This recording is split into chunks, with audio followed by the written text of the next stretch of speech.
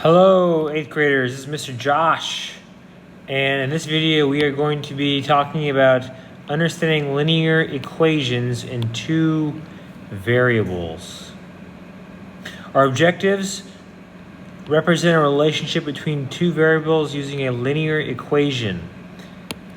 We'll just stick to that objective today in this video. All right, so our goal here is we're going to represent a relationship between two variables using a linear equation. Let's see this example, then I'll explain a little bit further. So we worked with linear equations with one variable, and linear equations can also have two variables. Remember, a variable is just unknown value. We don't know what it is. And in math, we represent our variables with A, B, C, and ... You can use any letter you want to, but most common is X and Y, okay? So the unknowns are called variables, and we usually represent them with letters.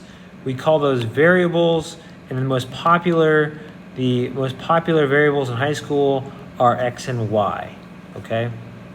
But let's just say that we're looking at a situation like this. Consider this situation. Dorothy has a younger brother, Benjamin. So Dorothy and Benjamin are brother, sister, and they have this table. This shows them how old they are. Their age is over 5 years.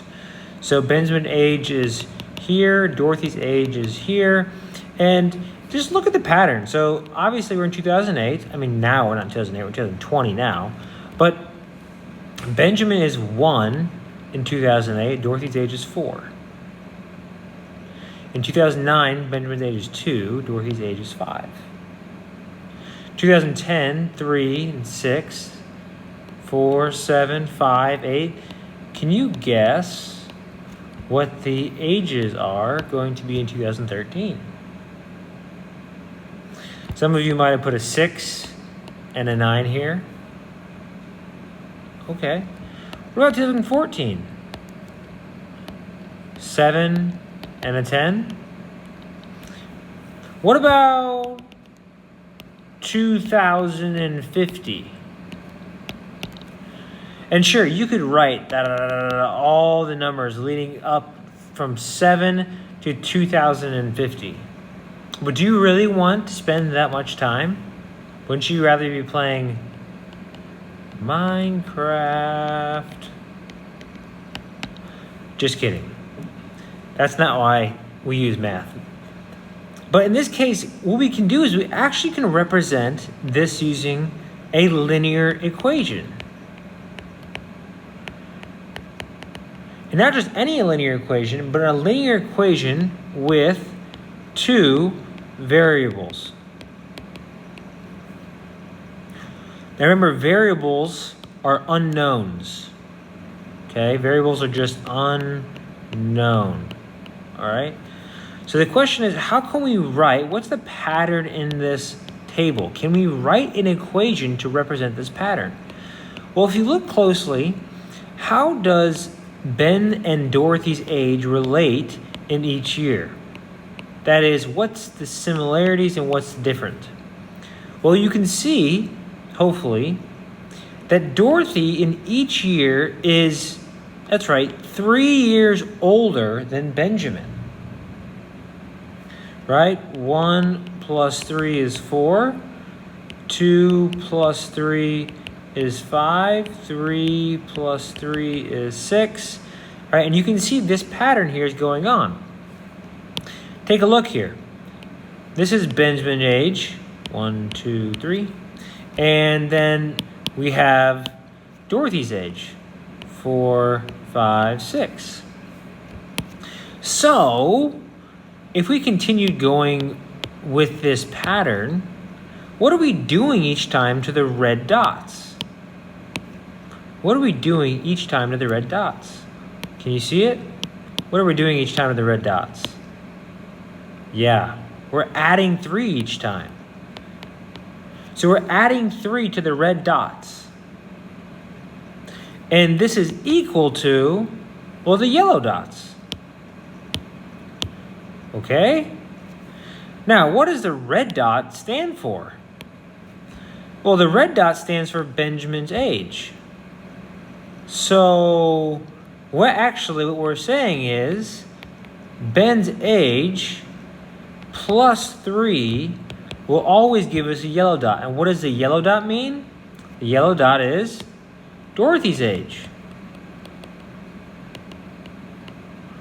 And there is your linear equation with two variables. Now you might ask, that doesn't look very mathy, right? This part right here looks mathy. There's a plus sign, there's a 3 and an equal sign. But what we have here is we have an equation because this is an equal sign. Equation, equal, do you hear the similarity? And then we have two variables. Remember, the variable means unknown. What do you mean unknown? Well, in this case, Ben's age is just kind of this unknown enigma. We know that it's Ben's age, but how old is Ben, right? It can change. It's unknown at the moment. Dorothy's age is also unknown because, again, it's kind of just there. What is Dorothy's age? I don't really know what it is. It could change. And one of the ways mathematicians love to do is we love to kind of write our own sort of language. So instead of, using Ben's age, what mathematicians like to use, again, remember I said up here the most popular variables are x and y. Well, we'll use x and y. We can say, all right, let x be Ben's age. Okay, fine. Let y be Dorothy's age. So if I were just to rewrite this equation using x and y, well, then it would look like this. X plus 3 equals y. Oh. So that means that anytime I have Ben's age or I have Dorothy's age, I can always find the age of the other. This relationship right here, this equation explains the relationship between Dorothy and Benjamin's age. You could also rewrite this a different way. What if you rewrote it like this? X equals y minus 3. Now, what does that mean? Well, up here, notice we did Ben's age plus 3 gives you Dorothy's age. And what does x equal? X equals Ben's age. And y equals Dorothy's age. That means if you know Dorothy's age, you can subtract 3 from it and you get Ben's age.